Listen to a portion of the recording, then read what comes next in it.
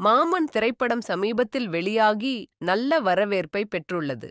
இதற்கு முன்பு சூரி நடிப்பில் வெளியாகிய படங்களும் நல்ல வரவேற்பை பெற்றுள்ளது.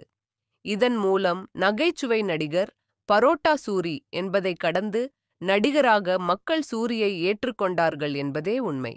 மாமன் படத்தின் நிகழ்ச்சியில் கலந்து கொண்ட சூரியிடம் கேட்கப்பட்ட ஒரு சிறந்த கேள்வி. அதற்கு சிறப்பாகவே பதிலளித்துள்ளார். நீங்கள் நடிகர் சிவகார்த்திகேயனுடன் பல படங்களில் நடிச்சிருக்கீங்க. அந்த படங்களும் நல்ல வரவேற்பை பெற்றுள்ளது. இப்ப நீங்க ஹீரோவாக நல்லா பண்ணிட்டு இருக்கீங்க.